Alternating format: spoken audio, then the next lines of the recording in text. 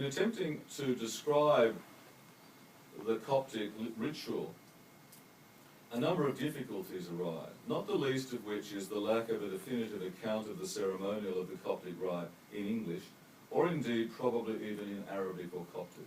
It's simply never been written down. There are a number of works, particularly from the 14th century, with such exotic titles as The Lamp of Darkness for the Explanation of the Service, and The Precious Jewel of Ecclesiastical Science, which contains some information about the ritual and its ceremonial. The Coptic rite developed in widely different forms, and it appears to have been more or less standardized in around about the 15th and 16th centuries. Whereas in the West, relatively prescriptive rubrics or ritual instructions exist in most liturgies, and they can be read, so if you get a copy of the Roman Catholic Mass, it's easy to find the definitive and authorized version of the rubrics. No such thing exists, and I suspect no such thing ever has existed in regard to the Coptic liturgy.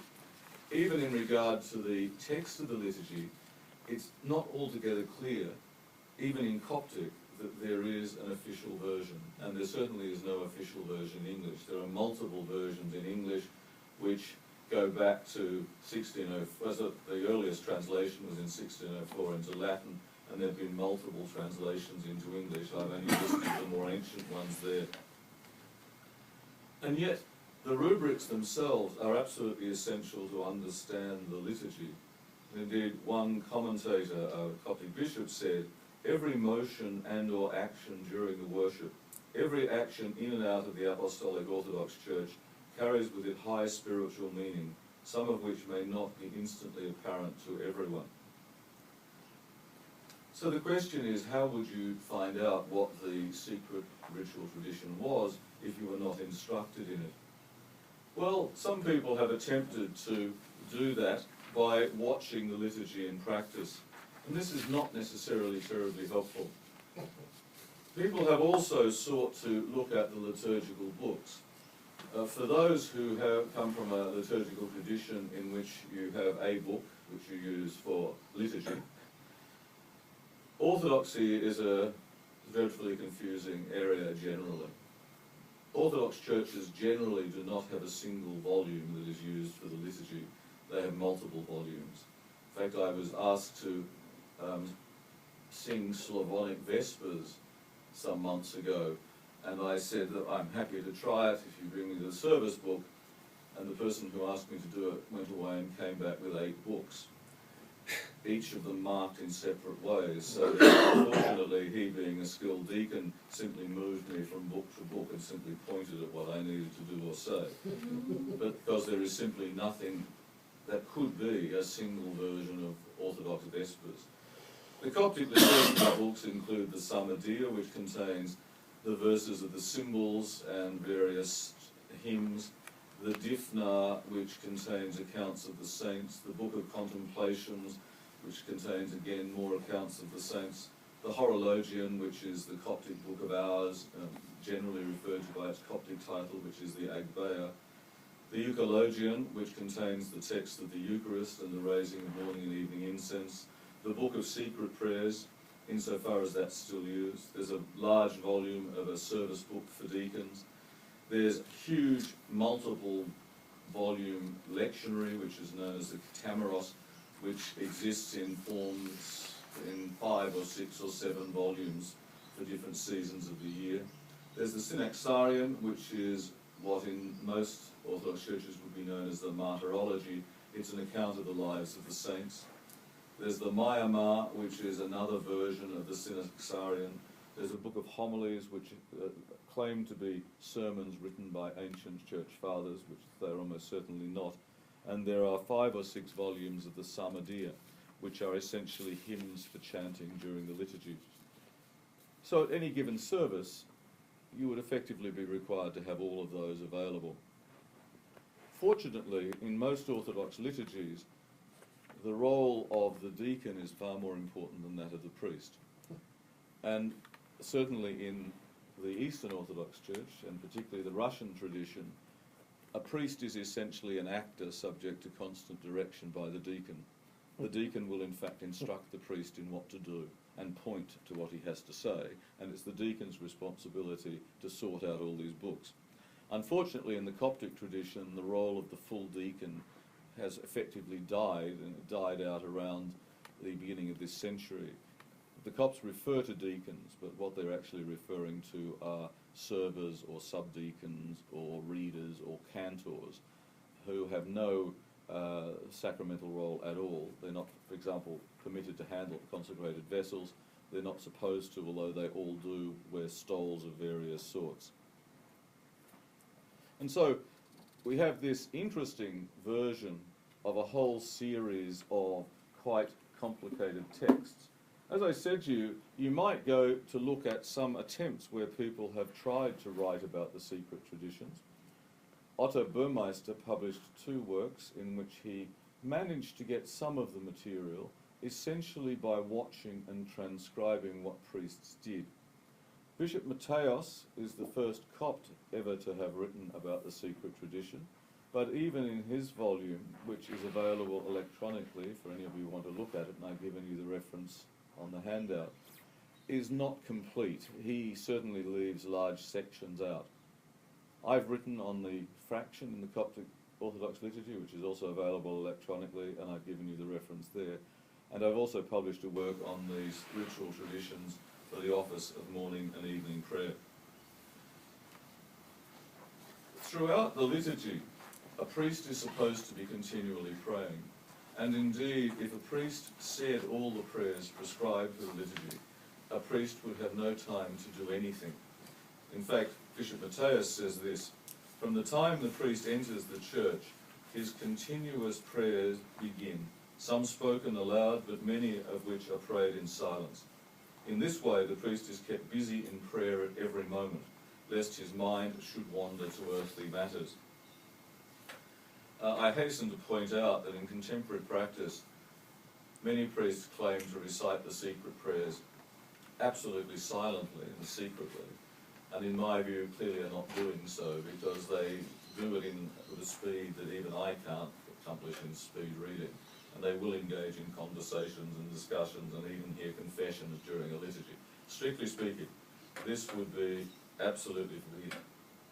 The process of teaching the secret tradition would normally be done by a priest, a senior monk priest, being given responsibility for taking on a new priest. In some cases where there are numbers of priests who have been ordained, it might be that one monk priest transmits the tradition to a number of priests. But the tradition strictly was one-on-one, teacher, pupil. And they would spend many days, probably 40, together, beginning in the morning and continuing through the night. And the priest-teacher would follow the liturgical structure of the liturgy in teaching the disciple. The Coptic liturgy, that is the Eucharist, cannot be celebrated by itself. It has to be celebrated in the context of a sequence of other services. And that begins with the service on the evening before, so that if I was to celebrate the liturgy tomorrow morning, at some stage this evening, preferably around about 6 o'clock, because the liturgical day begins at sunrise, I would have to celebrate a service which is referred to as the raising of evening incense. In some mistranslations, this is referred to as evensong or even vespers. It's certainly neither of them. There is a Coptic rite of vespers. The raising of evening incense is more correctly referred to as the offering or sacrifice of evening incense, because in the service, incense is not used for the purposes of perfume or fumigation. It is actually offered as a sacrifice, referring back to the Old Testament tradition of the incense offering. So the priest is offering incense. He is not simply sensing things. Indeed, he does sense things, but the incense is actually offered. I would then have to recite the hours that follow on from evening incense. If I was a very devout priest, I would stay up till midnight, when I would recite a midnight office. Most priests recite the midnight office well before midnight, or do so in the early morning. I would then have to rise early in the morning and say the remaining hours, and then offer the service of the raising or offering of morning incense, which is virtually identical to evening incense but with variant prayers. Only then can I celebrate the liturgy. So the liturgy can't be celebrated in a standalone form. It has to be celebrated in this whole context. And indeed, morning and evening incense can't really, there are some odd exceptions throughout the year, can't be celebrated without the liturgy following. So people have occasionally asked me if I would raise evening incense on an evening when I wasn't celebrating the liturgy on the following morning, and my answer has to be no. It is not an evening service, as for example Vespers would be. It is an integral part of the Eucharistic liturgical cycle. The new priest will, of course, attend the liturgy endlessly as celebrated by his mentor. So every day he will attend the liturgy celebrated by his teacher, who will instruct him throughout the liturgy. And gradually, as his competence is assumed to be increasing, the new priest will be given little bits of the liturgy to do. Initially, only the liturgy of the catechumens, so that everything up to the anaphora. He'll be trained then in several quite complicated aspects of the Coptic liturgy. I don't know why I keep saying particularly complex aspects. The Coptic liturgy as a whole is a liturgical, I'm going to say nightmare, but that's a nasty thing to say, an extraordinarily complicated rite. So there are three particular rites in the liturgy in which the new priest has to be instructed. The first is the rite of the Prothesis. That is preparing the bread and wine for the liturgy. In the Coptic rite, this is done outside the sanctuary, and it's done before the liturgy proper begins. The priest chooses firstly a lamb, that is a loaf of bread, from an uneven number of other loaves. So the priest will be presented with 3, 5, 9, 11 loaves. The priest then has to examine each one of the loaves very carefully, and there are very clear rules about what he's examining them for. And then he has to compare each loaf with every other loaf. So there's a long process of taking one and holding it to another and choosing between the two of them and then putting the rejected one down and picking up another one. And so the priest has to be instructed in what to look for and how to do this. The lamb then the lamb, which is the name given to the bread that will be used for the Eucharist, is then baptized and anointed, wrapped in a white cloth and carried in procession with the wine and the water being carried by deacons into the sanctuary and around the altar several times. This is the equivalent to, although quite different from, the Byzantine Great Entrance. And unlike the Byzantine rite, the lamb is not divided at any time up until the fraction after the consecration. And indeed, if the lamb was broken in any way, it would not be acceptable. My mentor was such a perfectionist that on one occasion when he was celebrating the liturgy, he was presented with a basket of 7 breads, and he rejected them all. The liturgy had to go on hold while people rushed away and baked new loaves. He took the view that not one of them was acceptable. I don't know that many priests would be that specific. The prosper is a great deal larger than a Byzantine prosper. Is that yes, correct? Larger and flatter. It's leavened bread, of course, but it's larger and flatter. The size varies. I've had celebrated some liturgies where we knew there were going to be very few people, and so they baked ones that were about, perhaps 3 or 4 inches in diameter.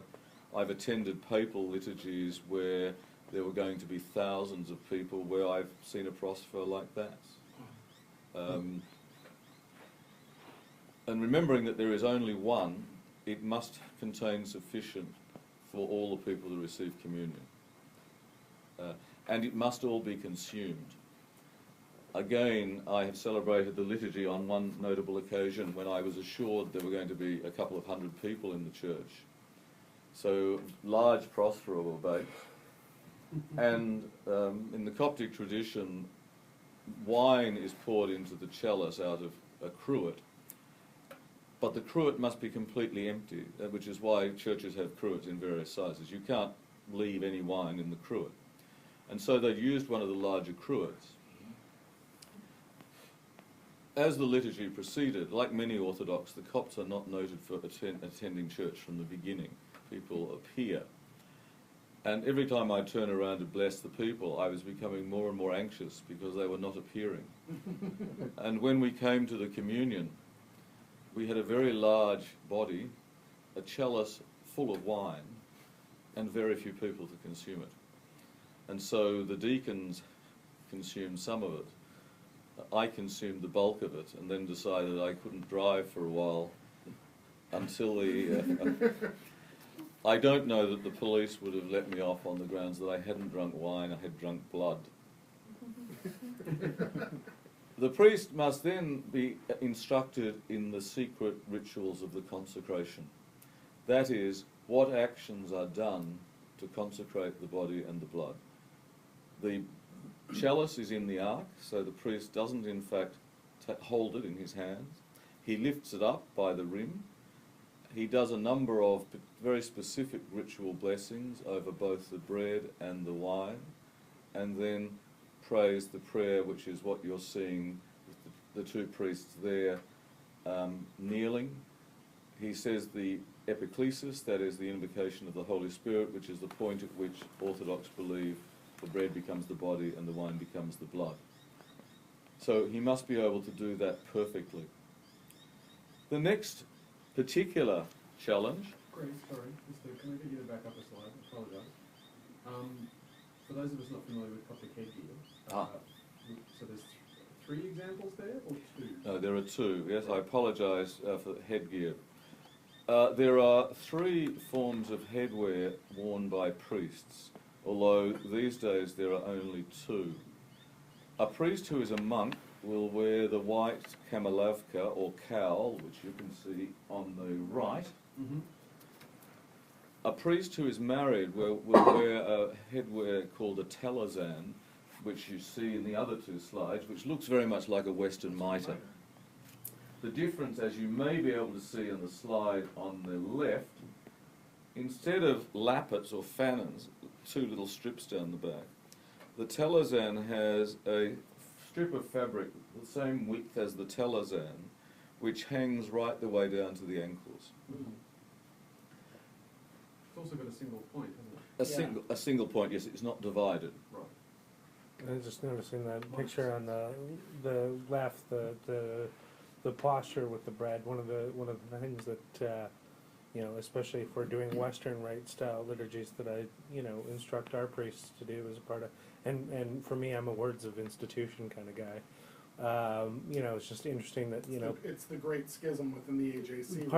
Part of the idea of the anamnesis, that recollection is that you're also recalling that for the elements itself. Where we speak to the elements directly. Essentially, remember you are divine. Yes. By saying those words, and I just thought that that was the first thing I thought of when I saw the picture on the left, which is quite beautiful. Having a chat with the lamb. Yes. Yeah. The third piece of headwear, which is now virtually unknown, except when I'm around because I wear it. So I said for the monastic priest, he will wear, in celebrating the liturgy, he will wear a white version of the black cowl, known as the kamilavka, which he would wear normally. So monks wear the kamilavka all the time. Yep. It's changed to a white one, and monks need to develop great skills in doing this because it's regarded as entirely unacceptable that a monk's head would ever be seen. And so he will have his black one on, put the white one over the top of it, and miraculously zip the black one out from underneath without his hair being seen.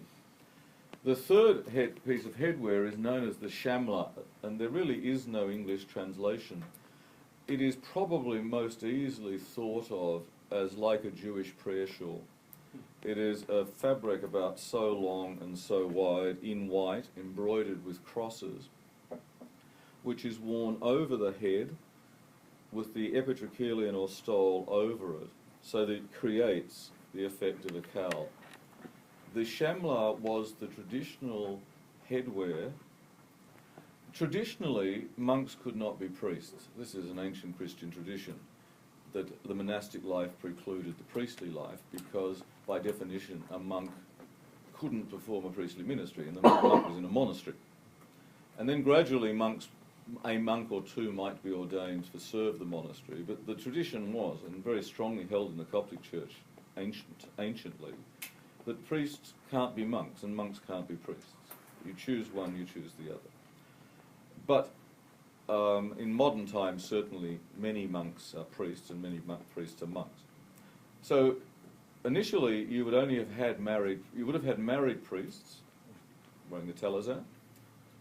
You would have had unmarried priests, and the unmarried priest wore the shamlar.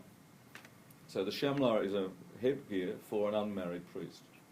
Now, the unmarried priest is expected to be celibate, although there are no vows to that effect. Unlike monks, priests don't take any vows at all. But the shamlar is the distinctive headwear of the unmarried priest, of whom there are very few. I think I am the only one in Australia, and probably one of about 2 or 3 in the world. Under Pope Shenouda, the tradition was abolished. Not formally, it just became such that unmarried men were not permitted to be ordained. And so a man who wanted to be a priest would have to make a choice at some stage that he would either become a monk and be ordained, or he would get married and be ordained. And he had to make this decision prior to being ordained a deacon, because in Coptic tradition, as in all Orthodox tradition, deacons cannot marry. So once you've been ordained a deacon, you are not permitted to marry, and certainly priests can't. So you've identified these 3 forms of headgear, but the skufia that you're wearing is... Okay, the tradition in modern times, and there are many traditions that were introduced by the last Pope who died recently, Pope Shenouda. The Copts have a habit of saying, this is what the Church has done from the beginning. Well, it's very easy to show that there's nothing of the sort. So Pope Shenouda required that priests' heads were covered at all times. Not monks. Monks' heads are covered at all times, but he introduced a rule that said all priests' heads must be covered at all times. And so there was a Coptic clergy hat which priests would wear outside. They then took to wearing those inside, and they then took to wearing things like this, which is just more comfortable. But it's certainly not ancient tradition. Photographs from the 19th century showing Coptic priests show them with their heads uncovered, including monks, although it was more common for monks to keep their heads covered. So a few of us will wear these sort of almost as an act of rebellion. Most Coptic priests would wear, I haven't brought my hat, it's a round hat, a round hard black hat, not the stovepipe worn by Greeks and Russians, but a round hard hat. Which is normally now worn both outdoors and indoors. And it's used in conducting services as well. Not the liturgy, but in raising morning and evening incense and other services. But it was interesting. It makes me feel like sometimes the folks in the West are slackers, because you mentioned that, in order to do a service for a particular day, of course, it begins, in the evening. But the idea, at least where I come from, and the meager training I had, is that the evening before is the same as the day following. Oh, that's right. Yes. Feast-wise, yeah, yes. Around the clock. So I mean, if you could, after Vespers, you could do a liturgy for a particular feast day in the evening, and it would be the exact same thing. But you didn't have to do anything else to do it. You could just do it, and that was it. And certainly. Well, I mean, certainly in that tradition is kind of universal if you look at the Easter Vigil versus Easter Sunday. But I've always found that kind of handy, in terms of my schedule. So. Eastern Orthodox churches, there are services that are supposed to be held. They're known as vigil services, which are supposed to be celebrated on the evening prior to the liturgy, and there's a morning vigil as well. I think particularly in Western countries, many Orthodox priests appear not to do them, or do them silently.